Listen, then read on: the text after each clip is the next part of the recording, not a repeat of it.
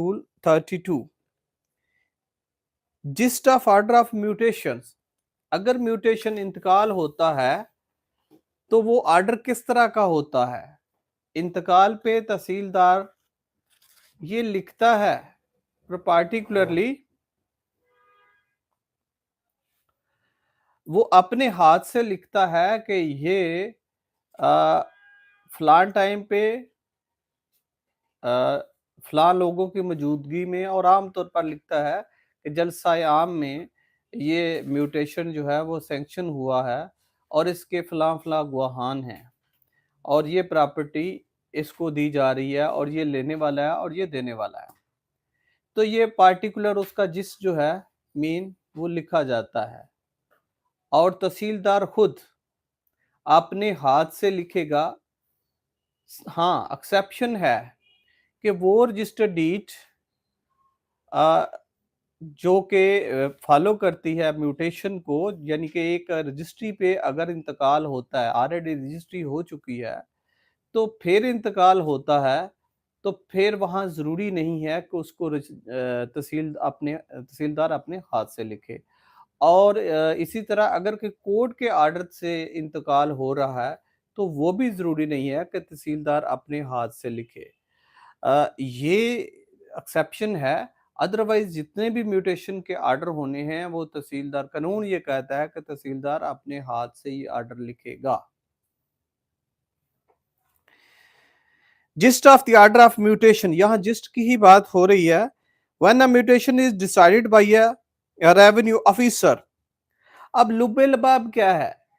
Revenue officer ने जब ये एक म्यूटेशन पास की, डिसीजन किया, उस पर फैसला, ये फैसला होता है उसका जो लिखा जाता है।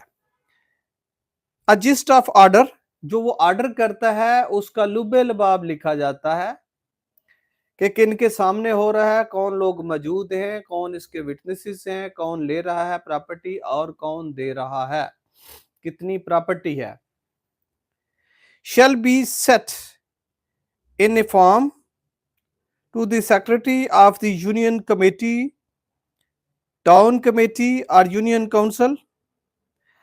shall be sent, हाँ, ये भेजा जाएगा। एक तो जिस्ट लिखा जाएगा, फिर भेजा जाएगा किसको? Secretary of the union committee, town committee को और यूनियन काउंसिल को। एज द केस में भी, यानी केस में भी से मुराद है कि अगर वहां यूनियन काउंसिल है तो यूनियन काउंसिल को, अगर टाउन कमेटी है तो टाउन कमेटी को, और यूनियन कमेटी है तो यूनियन कमेटी को वो भेजा जाएगा एज पर रेवेन्यू स्टेट, जो महाल से रिलेटेड जो भी वहां ये कमेटी वगैरह है। In which the state is situated, जहां वो प्रॉपर्टी स्टेट वाक्य है, and to the person whose right has been transferred, और उसको भी भेजी जाएगी जिसके हकूक transfer, whose right has been transferred, यानी कि जिसने इंतकाल किसी के हक में किया है, इंतकाल जिसके हक में हुआ है उसको नहीं, जिसने किया है उसको भी कॉपी भेजी जाएगी कि भाई ये प्रॉपर्टी आपने इंतकाल कर दी है, ये म्यूटेशन हो चुकी है। ये नेसेसरी क्वेश्चन है कि अगर कोई तहसीलदार आए, अगर जिरा करनी है तो तहसीलदार आए तो तहसीलदार से पूछा जा सकता है कि क्या आपने ये ट्रांसमिट की है कॉपी, इसके जिस्ट में अपने हाथ से आपने लिखा है, एक्सेप्ट चंद एक म्यूटेशन के जो मैंने बताई, बाकी तहसीलदार ने खुद अपने हाथ से लिखनी है। आगे अहम चीज है एग्जामिनेशन पॉइंट ऑफ व्यू से भी और किसी रेवेन्यू ऑफिसर या पटवारी पे क्रॉस एग्जामिनेशन के लिए भी, आंसर क्वेश्चन के लिए भी, मोर सो एक प्लीडिंग के लिए भी जरूरी है कि जब प्लीडिंग की जाती है तो देखा जाता है कि क्या रेवेन्यू रिकॉर्ड में जो रोजनामचा वाकयाती है वो प्रॉपर मेंटेन हुआ है, जिसके का कोई राइट ट्रांसफर हुआ है, क्या प्रॉपर उस तरह से ही वो लिखा गया है। आगे चलते हैं। नेक्स्ट रूल है जी 33, जो करता है report regarding case of delay in mutation cases. हाँ, समटाइम ये होता है कि म्यूटेशन जो है उनमें अगर कोई डिले होता है तो फिर भी रिपोर्ट जो है वो करना ज़रूरी होता है। जब ये रेवेन्यू ऑफिसर जो हैं, ख़ास करके पटवारी ने अगर फ़ीस लेनी हो, फ़ीस भी आगे चल के में हम बताएँगे कि फ़ीस कितनी है और वो कौन फ़ीस जो है वो डिटरमिन करता है।